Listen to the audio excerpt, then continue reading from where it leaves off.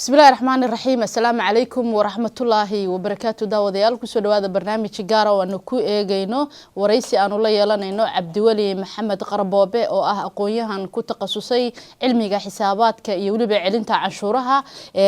ama CBA waxa loo yaqaano Abduli maalmihii la soo dhaafay Columbus ayuu ku sugnaa marka barnaamijkan waxaan ku eegi doonaa waxyaabo badan oo arrimahaasi la xiriira Abduli ku soo dhawow Ohio Somali TV iyo Sona Production deeqo walaashii waan dhawahay aan ku salaamayaa adiga dhamaan bahda ku xiran Sona Production TV Abduli bal inta aanan barnaamijka bilaabinin wax yar si aan daawadayaasha qofka aad tahay u ogaadaan waa kuma Abduli Abduli waa nin dhalinyaro ah ku barbaaray ama ku soo koray qurbaha qaasatan magaalada Seattle Washington halkaas ayaa xarun iya oo aan ku leeyahay ganacsigaas oo ah ganacsiga CBA-ga magac xataa ganacsiga waa magacayga Abduli Maxamed CPA PLC baa dhaha waxaan leeyahay khibrad ilaa dhaafayso 20 sanadood oo xagga xisaabaadka hanti dhowrnimada real estate-ka maalgashiga iyo xataa ganacsigaba ah soo qofkaas weeye Abduli sida noo muuqata magaca ganacsigaaga iyo magacaaga waxaad ka dhigtay isku mid meeshii aad dooran lahayd magac kale oo dadka soo jiita laakiin magacii iyo businesskaagii waa is yeesheen deeqo su'aashaas door jeer la weydiiyey waxaan u wadaa in ay Soomaalida ku cusub tahay badankood wadanka aan joogno wadanka Mareykanka ah shirkado waxaa jiro aad adiga xataa haddii aad maanta fiiriso aad leedahay magacaas wuxuu yahay magac qofeed si ku yimid sida u dhisan wadankaneeto sida shirkadaha sharciga ama lawyerka loo yaqaano ama CBA loo yaqaano badankood aasayaasha baa loo magac daraa waagi aan yaraa baan gacan yara waxaan u ahaa niman xisaabiyaal xirfadlayaal nimankaasna waxaa la dhihi jiray Metcalf and Hodges laba magac oo last name lahaayeen oo iswato anna waxaan iri insha Allah markaan soo koro ama soo barbaaro waxaan suubsanayaa shirkad magacayga wadato awooyaasheena nays qaas ah lahaayeen oo waxaa la jiray Qarboobe waxaan iri minaa kulay Mareykanka ayraada waa ku adagay Qarboobe bal Maxamedka ku ekaysi insha Allah waxaan rajayn doonaa in ka badato ay noqoto Maxamed Deeqo shira CBA Abduli waxaan hore u galeynaa barnaamijkeena waxaad ku takhasustay cilmiga CBA-ga ama xisaabaadka maxaa loola jeedaa xisaabaadka ganacsiga ama xisaab raaca waxyar dib u laabanaya qofka shakhsiga markuu maqlo xisaab maqlo waxaa laga yaabaa inuu ku fakaro number la isku daray la kala jaray ama loo qaybiyo waa sax waxaas xisaab weeyaan laakiin wadanka aan deganahay waa wadan aad u horumaray weeye oo ganacsiga adduunka ugu weyn soo xisaabtiisa ayadoo taasa baadana waxaa soo raacay xisaab sharciyeysan baa soo raacayo xeerar u degsan xeerar ka badan yihiin xeerarka xataa hadana ay si kala baxayaan soo marka aan leenahay xisaabta ganacsiga waxaan ka hadlaynaa wax ballaaran baan ka hadlaynaa oo ay ka mid tahay qorsheynta dejinta maareynta iyo isla xisaabtanka xataa waxaa imaanayo marka la kala iibsanayo ganacsiga ba xataa deeqa imaanayso soo aniga dadku waxaan ku baraarujiyaa ganacsiyaasha ah inaad ugu yaraan yeelato system wixii ku hago system wixii ku maareeyo iyo ugu yaraan aad la shaqayso qof xirfadla ah oo anoo kala si hadhow dhibaatooyinka ku imaan karo oo qofkaas kaaga dabay karo markaad haysatana xisaab dejisanna wax kasto ayaad runtii iska celin kartaa Abduli marka aan fiirinayno Soomaalidu waxay isticmaalaan ereyga accounting maxaa loola jeedaa Soomaalihan marka la micnaayay muxuu noqonayaa ereygaas horta waxaan ku micnaynayaa luqadda waxaan ku micnaynayaa Ingiriiska ka bacdina waa turjumayaa si qofku uu fahmo marka la leeyahay accounting marka la turjumo oo lagu turjumo luqadda Ingiriiska waxaa weeye language of business luqadda ganacsiga weeyaan laakiin markii sida kale oo caadiga ereyga laftiisa la fasirana wuxuu noqonayaa xisaabin buu noqonayaa xisaabtu waa wax kamid ah luqadda ganacsiga ka mid tahay soo hadda gobolkana wadanka Mareykanka marka laga hadlayo accounting waxaa laga hadlayaa xeerar badan baa laga hadlayaa su'aasha waxaa weeye xeerarkaas badan xeer kamid ah ayaa ganacsigaada hagayo tusaale ahaan shalay waad joogtay seminaarkanaga waxaan soo bandhigay xeer kamid ah xeerarkaasayto oo loo yaqaan gaabkaas oo ah generally accepted accounting principles oo ah xeerka hagayo dejinta xisaabaadka hagaajinayo so xeerarka waa badan yihiin halkaana dhammaan ugama hadli karno so accountinga kaasuu ka mid yahay waxaan ku daraya oo la soo deeqo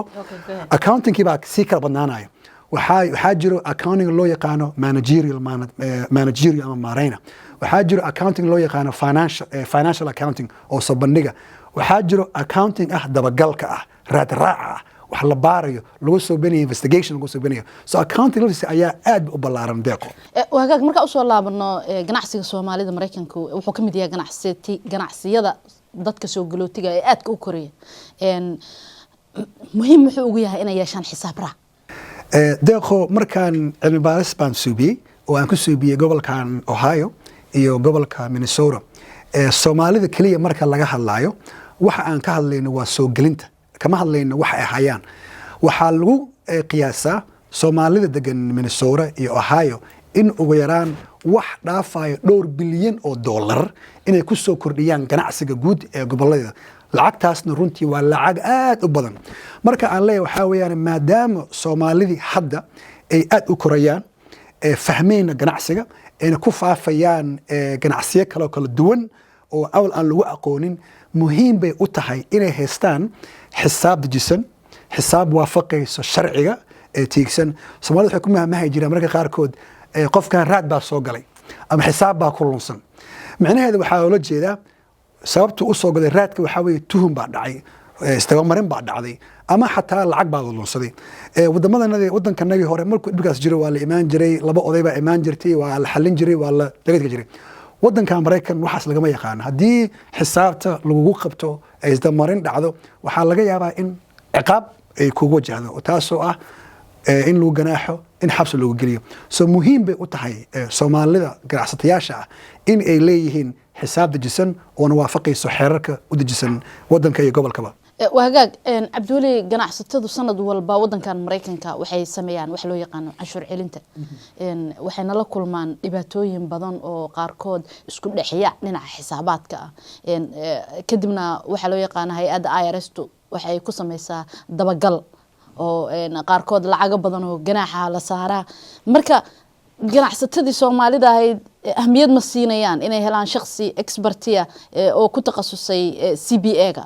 marka ahmiyadda uu ganacsiga u leeyahay ama ganacsi soo koraya ha noqdo ama mid weyn ha noqdo ahmiyadda uu u yeelan karo wadankan Mareykanka inaad leedahay xisaabiye ama xisaab raac maxay tahay waxaad ka dhawaajisay hay'adda loo yaqaan IRS-ta waxaan dhihi karaa waa hay'adda ugu awood badan ee wadankan Mareykan way ka awood badan tahay xataa wasaaradda arrimaha dibadda wasaaradda difaaca sababtoo ah canshuurta waa laf dhabarka qaranka oo ku dhisan yahay wadan kasta siduu uga casrisan yahay uga canshuur badan yahay buu runtiina uga awood badan yahay ugana deeqsisan yahay haddaan dib u laabto su'aashaada oo ah waqtiga canshuur celinta badankood waa sanadka markuu bilowdo bisha 1 ilaa bisha 4 dhibaatada bulshada Soomaaliyeed waxa weeyaan badankood xisaab dejisan ma haystaan markaas soo baraarugaya oo leeyahay waqtiga baa igu socdo hadda waxaan diyaariyo markaas wax ku diyaarsaneen caqabado badan baa imaanayo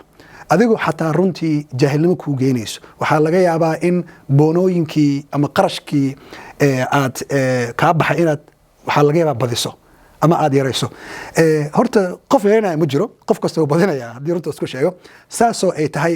dadka markii waxaan aad soo bandhigayso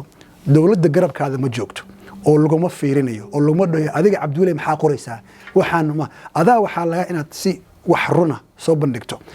ogowna dawladdu waxay xaq u leedahay inay 5 sano dib u laaban karto ama xataa ilaa 6 sano oo lagu baari karo dhibaatada waxay imaanaysaa macluumaadkii aad soo bandhigtay 3 sano ka hor haddii aadan hagi karin ama aadan sheegi karin meeshuu ka yimid waxaa laga yaabaa in canshuurtii aad soo bandhigtay intii la bedelo canshuur dheeri ah oo ribo wadato oo ganaax wadato in lagu saaro so waxaan ku soo koobayaa su'aashaada jawaabteeda ah mar kasto lahow qof xirfadle ah oo aad aamini karto wixina u leh khibrad shalay waxaan ka hadlaynay arrimo ah mararka qaarkood sharciga wuxuu u baahan yahay in la sii faahfaahiyo waayo sharciga adigu ku qabanayo amaana ay qabanayo waxa laga yaabaa inay kala duwan yihiin sababtoo ama ahan waxaan isku nahay ganacsi laakiin ganacsiga kala duwan tusaale ahaan hadduu ganacsigayga yahay ganacsiga xagga loo yaqaano adeega waa canshuur gooni uu leeyahay hadduu jiro muxuu ahaa ganacsiga badeecooyinka canshuur gooni jirto ganacsi walba si gooni loo canshuura si gooni loo canshuura Cabdiweli marka aan fiirinayno dadka ayagu canshuuraha u xareeya dadka caqabado badan ay dadku kala kulmaan waxa dhacda in qaarkood dadkii intay u xareeyeen lacag badan loo soo celiyo dhowr sano sida aan wada ognahay hay'adda ARSto degdeg uma qabsato dadka waa lagu naaxinaya sanado badan kadib adigiyo badda ku dhex jira lagu qabsanaya marka ganacsatadaasi qaarkood horey sida kiisas aan oo kulano kale waxay leeyihiin ganacsatadii noo xareysay businesskeena waxay sameeyeen qaladaad annaga aan shuqul ku lahayn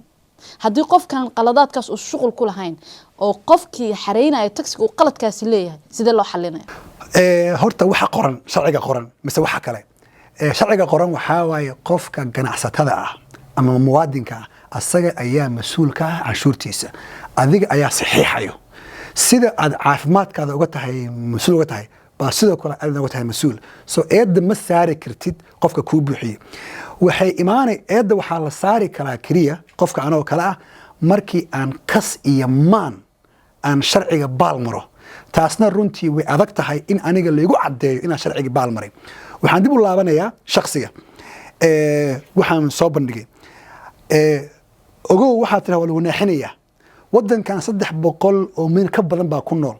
dowladdana runtii qof kasta ma dabageli karto markii la fiiriyo waa sababta aan ku leeyahay waxa loo yaqaano statute of limitation waqti baa furan 3 sano 5 sano 7 sano 10 sano waxay ku xiran tahay cabsul xareey you never know ha so adigoo lagu naaxiyay 2 sano sano aad wallahi billahi maanta waa ka dhargay baa waxa ku imaanayso waraaq lagu leeyahay noo soo cadee waxaan ku soo koobayaa adiga markasta adaa eedeysanaa markay noqoto canshuur noqoto oo lagu baarayo adaa eedeysanaa waa naga soo garbax haddaa garbi xubaysana waxaa kugu xukuman waxa ay soo qorteen waa hagaag Cabdiweli marka la fiirinayo socdaalkaagii magaalada tan Columbus shalayto ganacsato badan ayaad la kulantay waxaana aad siisay seminar ku saabsan arintaasi barnaamijkaas maxaa kugu dhaliyay waxaa igu dhaliyay caqabado badan oo runtii aan kala kulmay bulshada kala Soomaalida ah dhibaatooyinka ugu badan waxaa waaye markii xaajada faraha ay ka baxday budgetka naga soo baraarugaan soo aniga waxay ahayd kullayba wixii dhacay waa dhaceene kuwa cusub ama kuwa hadda uusan dhibaato ku imaanin ha badbaadaan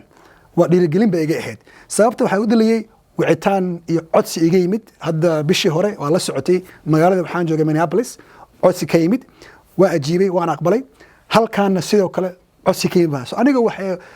socdaalkayga waxaa weyn baraarujin wacyigelin waxaa isku bedelay hadda macallin ama professor amal sidii dadkii inaan wixii anigoo isticmaalayo luqadanadii Soomaaliga aan uga turjumo xeerarkaaneed u degsan dawladda Mareykanka Cabdiweli haddaan fiirino ganacsatada yararka ama kuwa cusub maxaad sileedahay u baahan yihiin saddex waxay u baahan yihiin ugu horeeyo intaada ganacsiga bilaabin waa qadada bilaabin waay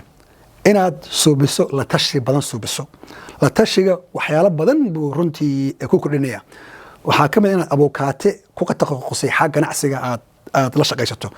deeqo marka anaga maqalno abukaate waxaan lacag badan buu qaadanaya ogow lacagtaas badan waa haddii dembi kala aad gasho way dembiyada waa weyn laakiin xagga ganacsiga waxaa laga yaabaa abukaataha inuu ka qaato dhowr saacadood wax ku baxayo $500 laga yaabaa laakiin wuxuu ku qorayaa xeer wuxuu ku qorayaa dejisan labo qof anoo kala xirfadlo CPA waan ku hagayaa waxaan ku wareysanayaa waxaan ku leeyahay deeqo ganacsigaada waa ganacsi ah waxaa leedahay saan waaye maxaa ku soo gelayo maxaa faa'iido ah markii waxaad ogaado waxaan ku leeyahay deeqo waxaa kuu fiican inaad ku biirto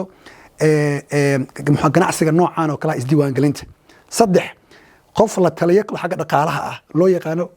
financial advisor ogow waxaa ku soo gashay faa'iido faa'iidada waxaa rabtaa sidii aad wax kaga sii faa'iidi lahayd marka saddex hesho baad bilaabi kartaa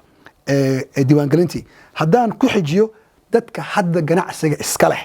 maxay u baahan yihiin haddaadan hadda haysan saddex qof haysan waxaan ku dhihi lahaa haddaba raadso si dadkaas aad ugu biiriso ganacsigaada ayagana ay muxuu ah kuu gacan qabtaan barnaamijyada fududeeya xisaabaadka marka la fiirinayo midkii ayaad isleedahay ugu fudud yahay marka aan fiiriyey ganacsatayaasha Soomaaliyeed badankood oo hadda soo koreeyo aniga kuwa badan baa runtii igu xiran laakiinse markaan isku celiyo badankood waa dad ama ganacsi soo galaya 1 milyan ilaa 5 milyan weeyaan softwareka ugu fudud ama systemka ugu fudud ay isticmaali karaan systemka loo yaqaano weeye QuickBooks-ka loo yaqaano waa system aad u fudud lagu xirayo bangigaada lagu xiraya halkaasaa kala soconaysaa macluumaadka ganacsigaada ama adiga hagi karo ama qof anoo kala intaad shaqaalaysaa ladaniyo hag diyaari markastoo aan kaaga baahdo informationka maaliyad soo gudbi kabacdina canshuur celintii baa kaas soo dadka waxaan ku baraarujinayaa systemkaas gado dadka qaadina maaha deeqo haddaan kuu sheego waa la yaabaysaa waa $50 bishi $50 waa systemkaaseeto markaad ka kortana waxaa u gudbi kartaa mid kaloo ka weyn dee haddaad kortayna oo lacag fiican yeelatana mid ka weyn baad qaadanaysaa oo ka lacag badan ha anagoo gabagabadii soo gaarnay barnaamijkii shalay ku qabatay magaalada tan Columbus Ohio sida arkaynay ganacsato badan oo Soomaaliya oo maalqabeeno magaaladan degan ayaa ka soo qayb galay maxaad is leedahay way ka faa'iideen shalay markaan joognay oo barnaamijka dhamaaday nin dhalinyaraha wuxuu yiri buu yiraahday ima taqaanid buu yiri laakiinse marka sharaxaysu yiri ana iga hadlaysay wuxuu yiri wax alla waxa sheegaysu yiri ana hada suubiyo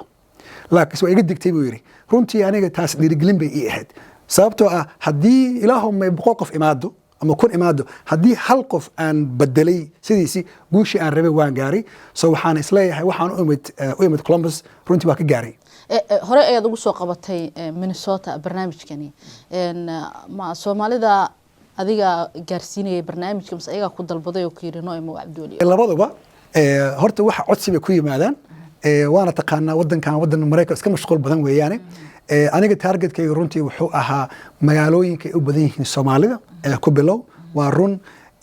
magaalada Minneapolis baa madax noo hadaan Soomaalinahay halkaas aan ku bilaabay Columbus waa meesha labaad hadda aan ka soo biyay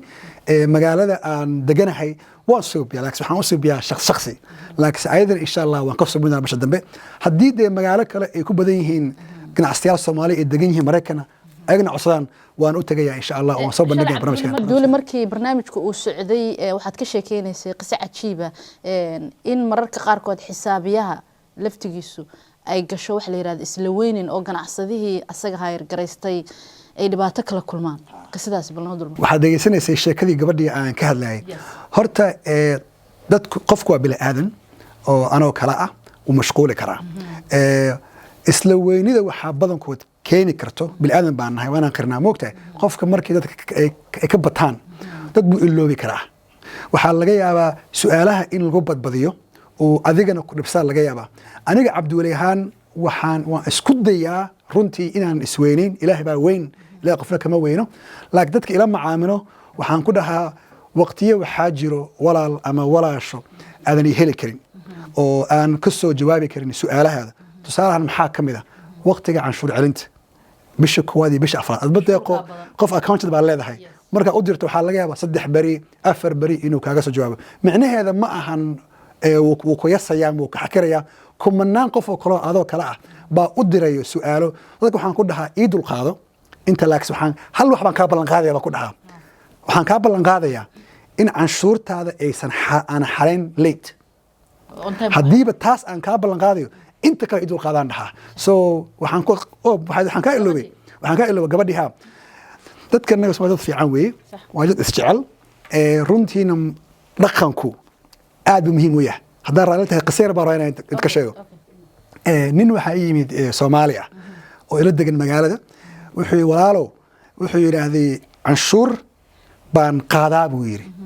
canshuurtii waan hayaa buu yiri laakiin si wili ma celin haddaan celin dawladda ma la geli karaa buu yiraahday payment plan oo ma dhigi karaa waxa idin siin karaa tartiib saa waxaan yiri faahfaahi waxa aad hayso siiri waa canshuurtii aan ka soo qaaday shaqaalaha waxa loo yaqaan way payroll taxiga iyo tii adiga laga rabay tii baan hayaa lima dirin wixii haddaan dirin ma geli karaa payment plan haddaan gelin waxaan karo horta waxaan ku yiri jooji halkaas waxaan yiri waxaad haysaa iraade waa canshuur dad laga soo qaaday oo shaqaalihii ay leeyihiin ma lihid bangiga ku jira mana isticmaal ka tabaanaa adna waa lagu leeyahay waa in aad ku bixisaa labada wiigba mar ama bishii mar waxay ku xiran tahay qofka ganacsiga moota haddaad bixin weysaa iraade waxay xaq u leedahay dowladda inay ku xirto inay xayuubiso lacagaha hantida ku taala meesha annagu hadlayno wuxuu yiri maxaa dhibaato iga imaan karo saa waxaan ku iri ma waxaan kula hadlaa sidii regaalka cayoodka mise waxaa kula hadlaa sidii reer Mareykanka wallahi wax kale ma dhihin sidii labadaba ii sheeg markaan dhahayo regaalka cayoodku wax kasta dhameeyeen oo wax kasta uu yaqaana laakiin hadhow ka shalayaa haddaad rabtana ka shalayso dee orday lacagta qaado waxaad ku subso laakiin sida wadankan haddaan kula hadlo laakiin haddii wadanka kula hadlayo oo aad rabto in habeenkii seexato oo aadan dee tuhun kugu jirin lacagtan beriba haddii laga bilaabo bixi ma garatay soo saasaan dhaqanka ka wadaa hadda aniga qofkaas ma yasin ma waa la talisay waan filayaa dad badan inay ka faa'iideysan doonaan Cabdiweli gabagabada ayaan soo gaarnay adiga waayo aragnimadaada iyo khibradaada adeegsanaya message-ka ugu dambeeya oo ganacsado walba aad u diri lahayd فرنسا شال عندري أو إهاد ودن كان سياب بدن بالوسو بالو باركرا لكن سماش وفض أو رنتي لجاسو جلي كرو ده قد لجاسو جلي كرو وعنشورت رنتي بارتان كم كلا فيريو ويا عنشورته ووح قرن ويعني قرن كنا وحقوا لي هاي إنه مواد كيسة وعنشوره بهية هديات عنشورت بينك الشيكتو waxay la mid tahay adoo qaranka been u sheegay shalay waxaan ku soo gabagabeeyay seminaarka deeqa waxaan iraaday sida aad salaadada u xafid canshuurtaada waxaan ula jeedaa salaada ilaahay ka cabsanaa Soomaa oo wax waajib nuga hawayaane canshuurtana inaad ka cabsato way dawladda waayo waxay xaq u leedahay waa xeer ay jirtay way adigana muwaadinka xeerkii baad muxuu ahaa aqbashay inaad ku toosto soo hadii xeerkii aad jabiso ciqaab buu xeerka leeyahay soo waxaan kula talinayaa si aad iyo aad uga taxadar canshuurtaada iyo maareynta ganacsigaada deeqo aad iyo aad ayuu mahadsan yahay kaas waxa uu ahaa Cabdiweli Maxamed Qarboobe oo ah aqoonyahan ku takhasusay cilmiga xisaabaadka iyo canshuur celinta kuna nool wadanka Mareykanka gaar ahaan gobolka Seattle laakiin Cabdiweli waxa uu ku sugnaa maalmahani magaalada Columbus Ohio intaas ayaan ku soo afmeeraynaa waraysigii aan uga hadlaynay arrimaha taksi celinta iyo ilaalinta xisaabaadka ganacsiga Cabdiweli aad ayaan kaaga mahad celinayna waqtigaaga اللهم دقيقة والله محسنت إنك وصل بغض استوديو هذا وهاك داود يال تاني كلنتين دنبه وحنا دين لنا هاي نبت قليل